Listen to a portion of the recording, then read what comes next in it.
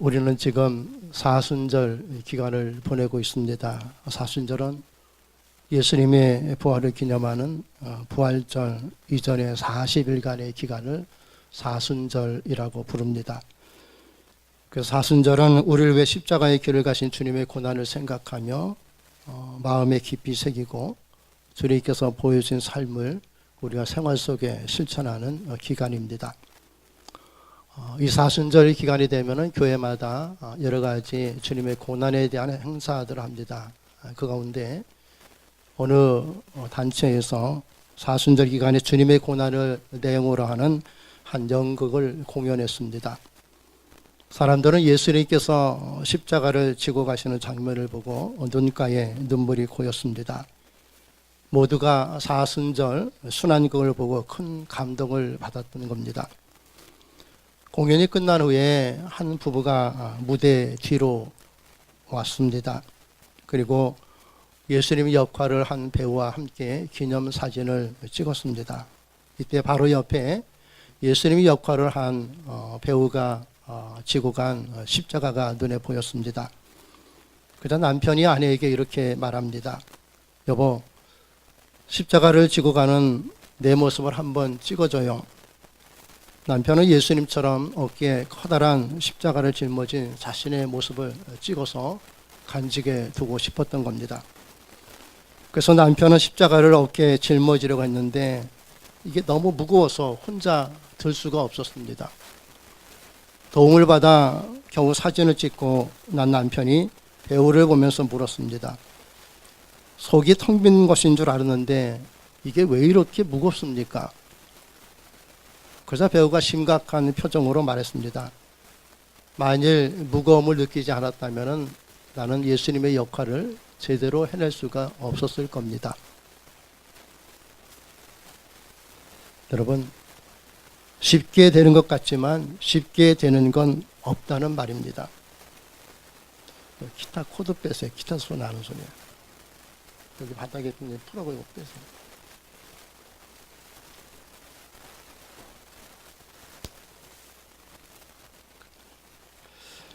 쉽게 되는 것 같지만 쉽게 되는 건 없다는 말입니다. 남이 했으니까는 나도 쉽게 할 수 있을 것 같지만 그게 아니란 말입니다. 우린 살다 보면 나도 저런 사람처럼 되었으면 좋겠다라는 생각을 해볼 때가 누구나 다 있습니다. 그래서 아마도 누구나 다 내가 닮았으면 좋겠다라고 하는 닮고 싶은 사람들이 있습니다. 이런 사람들을 롤 모델이라고 부르지 않습니까? 나의 삶의 모델로 삼고 나도 저렇게 살았으면 좋겠다 라고 하면서 닮고 싶은 사람들, 이런 사람들을 롤 모델이라고 부릅니다. 그리고 자기도 누군가의 롤 모델이 되었으면 좋겠다라는 생각을 합니다. 누군가의 롤 모델이 된다는 건 참 좋은 겁니다. 근데 사실 롤 모델이 된다는 건 말처럼 그렇게 쉬운 게 아니란 거죠.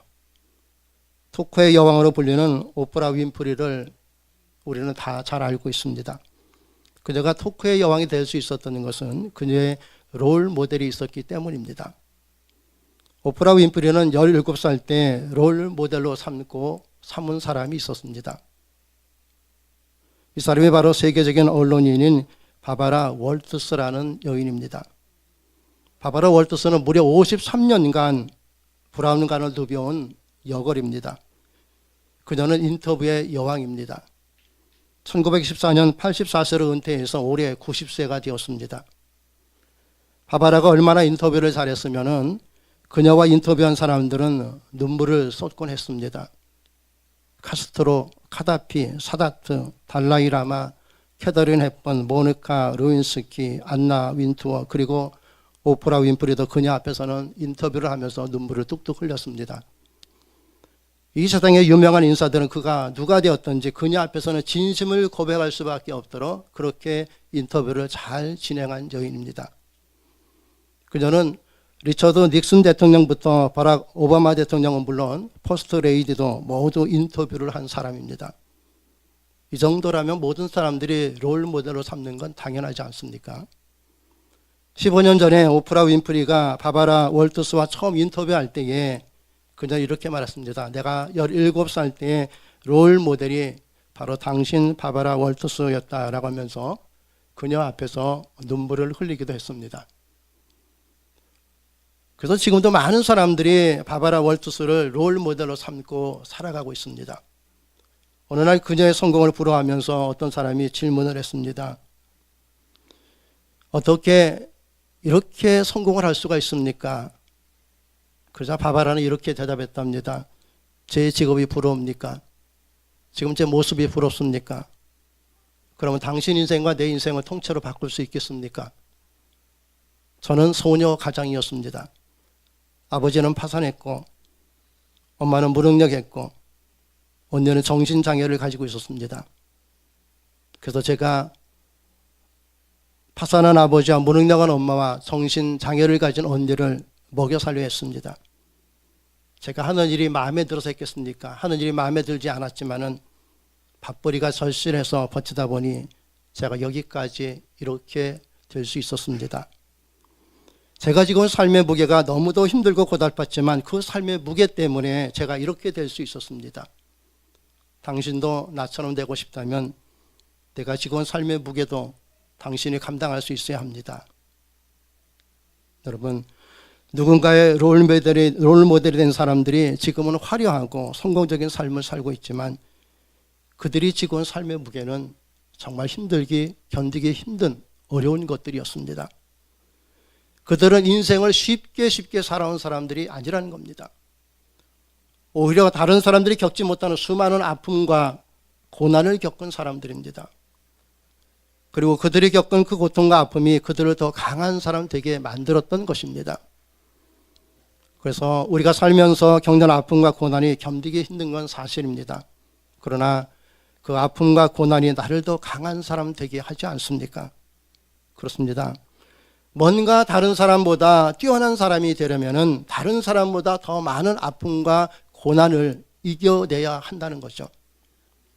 그래서 고난이 힘들고 어려운 것이지만 지나고 보면은 그 고난이, 그 아픔이 나를 더 강한 자 되게 했다는 걸 깨닫게 되지 않습니까? 어찌 보면은 그 아픔과 또 그때의 그 아픔과 그 고난이 나를 더 강한 사람 만들어 주었다는 거죠. 그래서 한국의 탤런트 윤여정이라는 사람이 있습니다. 이 사람도 이런 답변을 한 적이 있습니다. 어느 날 강호동이 그에게 물었습니다. 선배님은 참 연기를 잘 하시는데 어떻게 그렇게 연기를 잘할 수가 있습니까? 언제 연기가 그렇게 잘 됩니까? 하고 물었습니다. 그러자 그 전에 이렇게 대답을 했습니다. 생계가 달려있을 때 제일 잘 됩니다. 그렇습니다. 사람들은 가족들의 생계가 달려있을 때 그 어떤 것도 포기할 수가 없고 포기하지를 않습니다. 가족의 생계가 달려있을 때는 무엇이든지 최선을 다해서 합니다. 그래서 부모님들은 가족들을 위해서 죽기 살기로 살아오지 않았습니까? 자기 몸을 돌보지 않고 오직 자식들을 위해서 온몸을 던져서 그야말로 죽기 살기로 그렇게 살아오시지 않았습니까? 그래서 어른들이 이런 말들을 하지 않습니까? 죽기로 작정하면 못할 게 있다 없다? 죽기로 작정하고 하면 못할 게 없다 그랬습니다. 여러분, 신앙도 이런 각오를 한다면 정말 못할 게 없습니다. 사실 신앙생활은 내가 살기 위해서 하는 것이 아니라 내가 죽기 위해서 하는 겁니다. 내가 죽고 내 안에서 그리스도가 사는 게 이게 예수 믿는 사람이기 때문입니다. 그래서 내 생각대로 사는 게 아니라 주님의 뜻대로 사는 게 그리스도인입니다. 내가 죽고 그리스도가 내 안에서 사는 게 기독교 진리입니다. 그래서 죽어야 사는 게 기독교의 핵심이고 진리입니다. 진실로 예수 믿는 사람은요, 바울의 고백처럼 날마다 죽어야 합니다. 예수님은 그래야 많은 열매를 맺는다고 요한복음 12장 24절에 말씀하셨습니다. 이렇게 말입니다. 내가 진실로 너희에게 이르노니 한 알이 미리 땅에 떨어져 죽지 아니하면 한 알 그대로 있지만 죽으면 많은 열매를 맺느니라. 아멘. 죽기를 각오하고 주님을 믿으면 풍성한 열매를 맺습니다.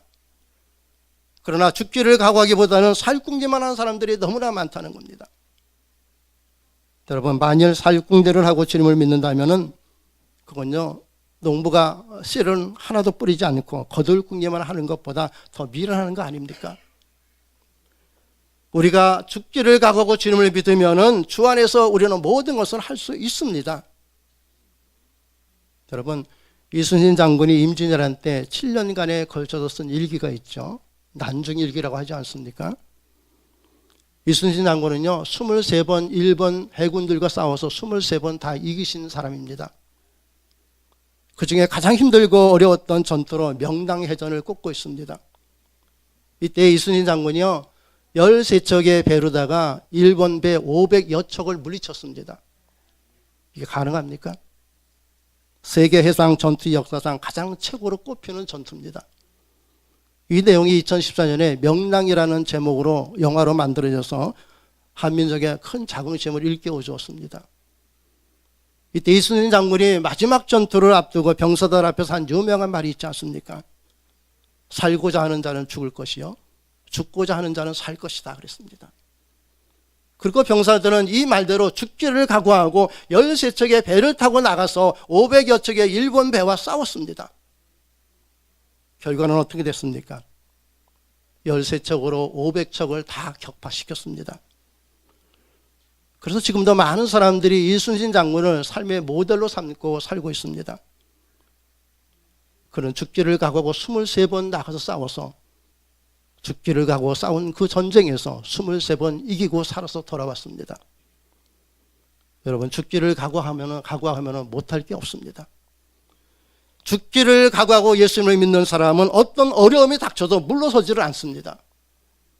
죽기를 각오하고 예수님을 믿는 사람은 힘든 일이 있다고 피곤하다고 예배를 소홀히 하지 않습니다. 오히려 그럴수록 더 주님께 가까이 가지 않습니까? 주님만이 모든 문제를 해결할 수 있다는 사실을 정말로 믿는다면 내가 주님께 가다가 죽어도 주님께 나가는 사람, 그 사람이 진짜 믿음의 사람 아닙니까?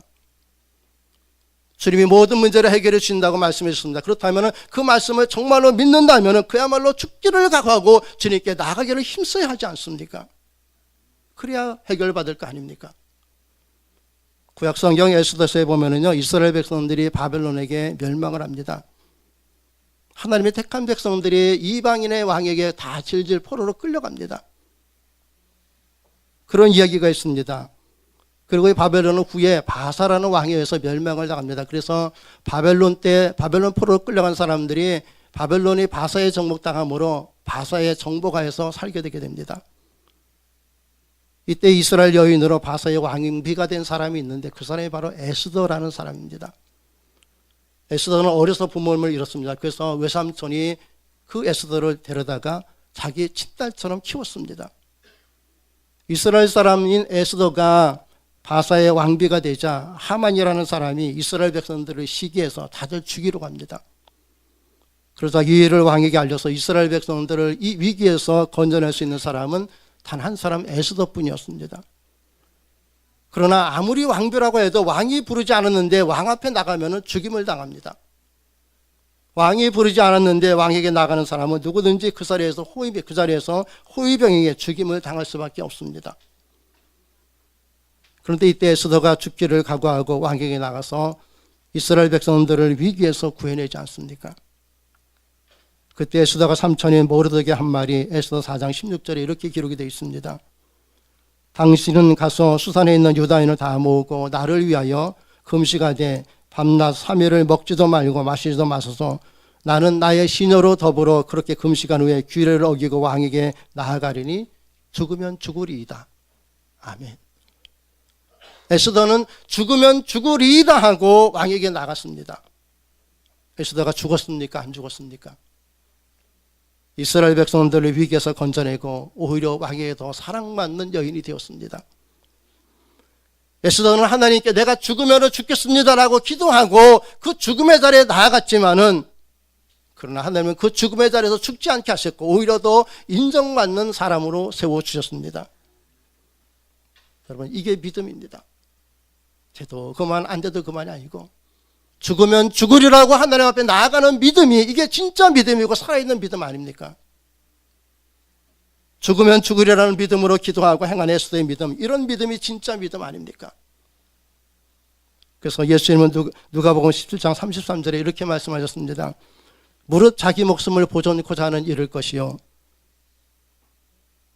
자기 목숨을 잃는 자는 살리라 그랬습니다. 여러분, 죽기를 각오하고 예수님 믿어야 합니다. 그러면 우리는 그 어떤 일도 당당히 이기며 살 수 있습니다. 우리의 롤 모델이 누굽니까? 그건 바로 예수님 뿐입니다. 우린 예수님을 닮고 싶어서 여기에 모인 거 아닙니까? 예수님처럼 살고 싶어서, 예수님처럼 되고 싶어서 여기에 모인 겁니다. 그래서 우린 예수님을 영혼과 삶의 롤 모델로 삼고 사는 자들 아닙니까? 물론 살다 보면 수많은 문제들과 고민들, 아픔들이 있을 수는 있습니다. 우린 그때마다 예수님을 생각하며 예수님처럼 살고 싶어 하지 않습니까? 왜냐하면 예수님은 우리의 문제와 아픔뿐만이 아니라 모든 것을 다 해결해 줄 수 있는 유일한 분이시기 때문입니다. 주님은 우리를 쉴만한 물과 푸른 초장으로 인도할 수 있는 유일한 분이십니다. 예수님은 하나님이 우리에게 보낸 우리의 유일한 삶과 영혼의 롤 모델입니다. 그래서 예수님은, 성경은 예수님을 닮으라고 했습니다. 예수님만이 우리의 진정한 롤 모델입니다. 왜냐하면 예수님은 우리를 위해서 자기 생명을 내어주셨기 때문입니다. 예수님은 생명을 걸고 우리를 위해서 모든 것을 다 행하셨습니다. 죽기를 각오하고 우리를 위해서 모든 것을 다 이루시고 행하신 분이 예수님 아닙니까? 그래서 예수님은 우리를 위해서 십자가에 달려 죽으셨습니다. 우리의 생명이 달린 것이기 때문에 예수님은 자기 생명을 내어드려서 죽기를 각오하고 우리를 위해서 모든 것을 다 이루셨습니다. 예수님은 우리를 위해서 이렇게 모든 것을 다 행하셨습니다. 그래서 예수님만이 우리의 삶의 유일한 롤 모델입니다. 그렇다면 예수님을 롤 모델로 삼고 산다는 건 어떤 겁니까? 어떻게 사는 게 예수님을 나의 삶의 롤 모델로 삼고 사는 것입니까?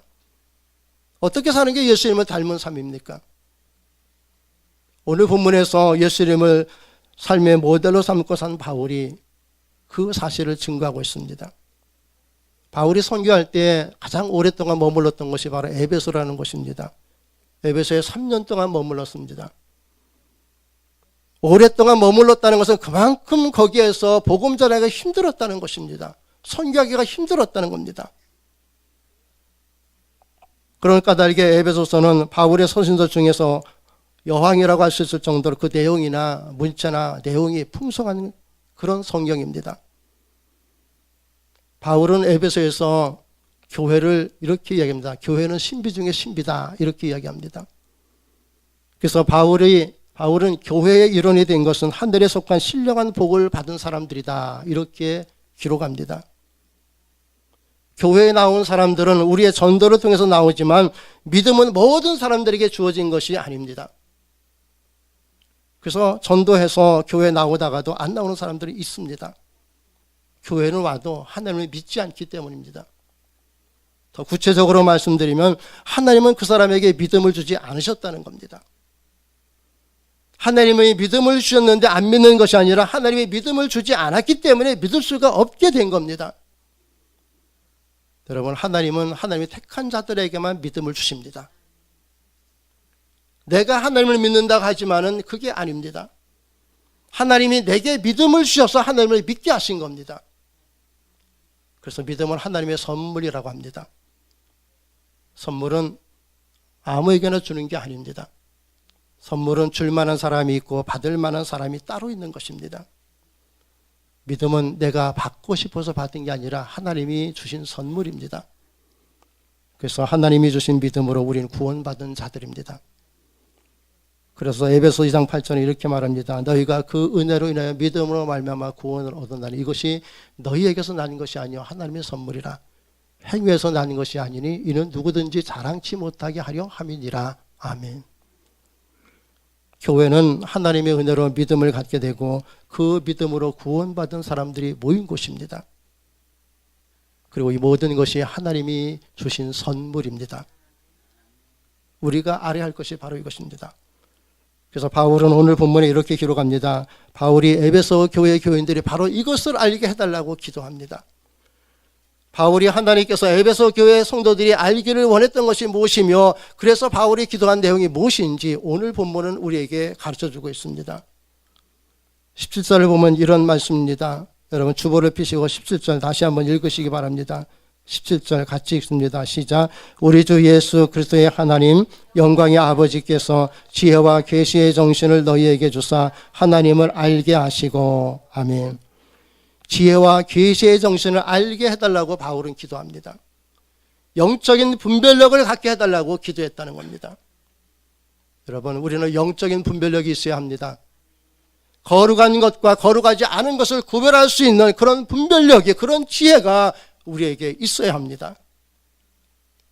그러기 위해선 지혜와 계시의 정신으로 살아야 합니다. 그리고 하나님의 말씀대로 이루어짐을 믿고 말씀하신 대로 살아가야 합니다. 바울은 에베소 교회 성도들이 바로 이것을 알기를 기도했습니다. 우리도 이렇게 기도해야 합니다.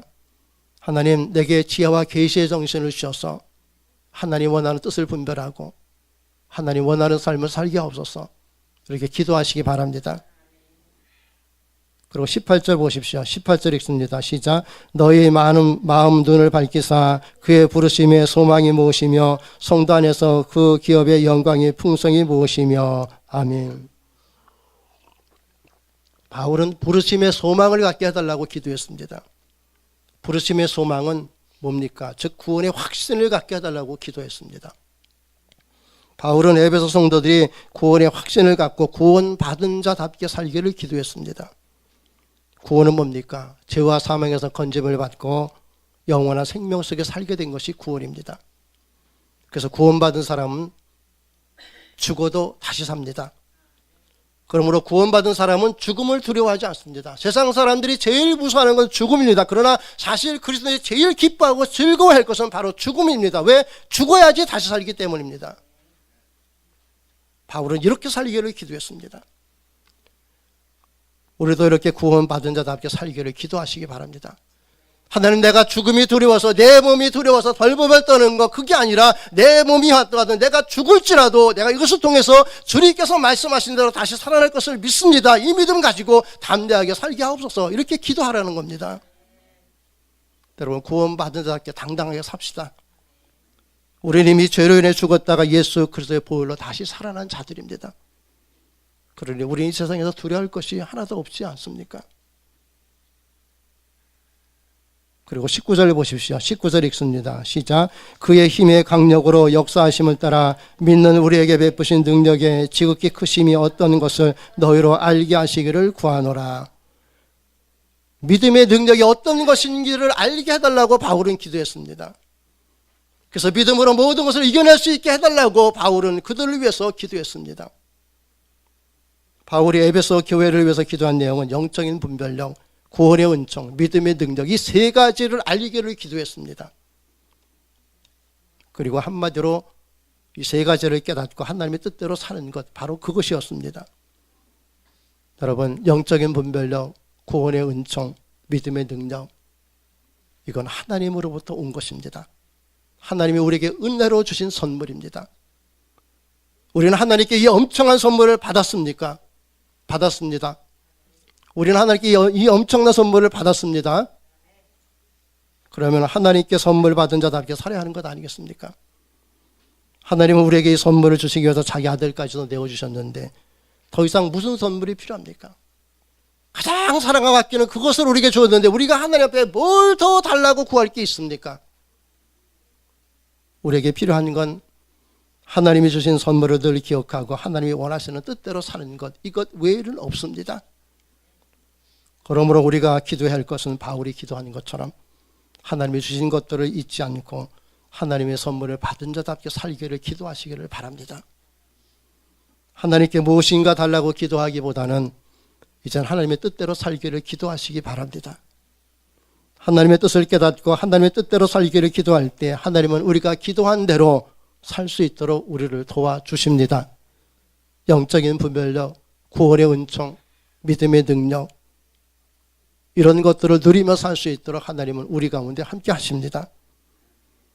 여러분, 우리의 기도는 내 뜻을 이루기 위한 기도가 아니라 하나님의 뜻대로 살기 위한 기도여야 합니다. 하나님의 뜻대로 사는 것만이 복된 길입니다. 여러분, 내 뜻대로 살면 좋을 것 같지요? 아닙니다. 하나님의 뜻대로 살아야 좋은 것입니다. 내 뜻대로 살면 평안할 것 같지요? 아닙니다. 하나님의 뜻대로 살 때 평안합니다.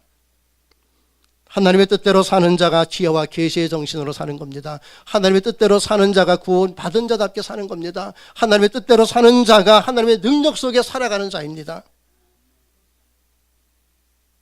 이렇게 범사에 하나님의 뜻대로 사는 자, 그가 바로 하나님을 믿는 자 아닙니까? 우리 모두 하나님의 뜻대로 살 수 있도록 여러분 하나님께 기도하시기 바랍니다. 오늘 우리가 어떤 상황 속에 있든 어떤 어려움이 있든 우리가 하나님의 뜻대로 살기만 하면 우리 모든 것을 이기며 살 수 있습니다. 주님은 이미 우리의 모든 길을 이렇게 예비해 놓으셨고 그 길로 우리를 지금도 인도해 주시고 계십니다. 주님이 예비해 놓은 그 길을 갈 수 있도록 여러분 더욱 깨어 기도하시기를 바랍니다. 그래서 예수님은 14장 6절에 이렇게 말씀하셨습니다. 예수께서 가라사대 내가 곧 길이요 진리요 생명이니 나로 말미암지 않고는 아버지께로 올 자가 없느니라. 예수님은 길입니다. 예수님은 진리입니다. 예수님은 생명입니다. 그래서 예수님만이 우리의 삶의 롤 모델입니다. 우리가 닮아야 할 분은 오직 한 분 예수님뿐밖에 없습니다. 여러분, 아이가 우는 것을 보면 사람들이 묻습니다. 어디 아프니? 그래서 아이들은 어디가 아프냐고 물어줄 사람이 있을 때에, 괜찮다고 달래줄 사람이 있을 때에, 울지 말라고 말해줄 사람이 있을 때에, 아이는 자기 편을 들어줄 사람이 있을 때 그때 웁니다. 아이는 자기 마음을 알아줄 사람이 있을 때에 목 놓아 웁니다. 이런 아이가 자라서 어른이 되면 사람들 앞에서는 잘 울지를 않습니다. 왜 그렇습니까? 자기 마음을 알아줄 사람이 없기 때문입니다. 그래서 나이가 들면 고독하다고 합니다. 자기 편을 들어줄 사람이 없기 때문에 고독한 겁니다. 그러나 주님은 언제나 우리 편입니다. 주님은 우리가 울 때 언제나 우리를 위로해 주십니다. 우리를 울게 하는 모든 것들을 주님은 해결해 주십니다. 여러분 눈물 날 때 기도하시기 바랍니다. 힘들다고 낙심하지 말고 기도합시다. 어렵다고 한숨 짓지 말고 기도하십시오. 내 뜻대로가 아닌 하나님의 뜻대로 살기를 원합니다라고 기도하시기 바랍니다. 그러면 하나님이 주시는 지혜와 계시의 정신으로 모든 것을 이기며 살 수 있습니다. 기도하면 구원의 기쁨 속에 살 수 있습니다. 기도하면 믿음의 능력 속에 살아가게 됩니다. 이것이 하나님이 우리에게 주신 선물입니다. 우리는 하나님께 이 모든 것을 선물로 받았습니다. 그래서 우리는 선물을 받은 자답게 모든 것을 이기며 살 수 있는 자임을 잊지 마시기 바랍니다. 모든 것을 이루며 살 수 있습니다. 그래서 우리는 범사에 주 안에서 기쁘게 살아가야 할 주님의 자녀들입니다. 여러분 이렇게 살기를 기도합시다. 그래서 주님 뜻 안에서 기쁘게 살아가시기 바랍니다. 오늘 예배를 마치고 집에 들어가면 모든 이들을 기쁨으로 대하십시오. 무엇이라든지 기쁜 마음으로 하십시오. 이렇게 사는 게 예수님을 닮은 삶이고 이것이 우리의 모습이어야 하지 않습니까? 여러분 마음이 아프고 힘들 때에 기도하시기 바랍니다. 주님은 들으십니다. 그리고 그 기도에 응답하시고 주님 뜻대로 살 수 있도록 우리를 붙들어 주실 줄로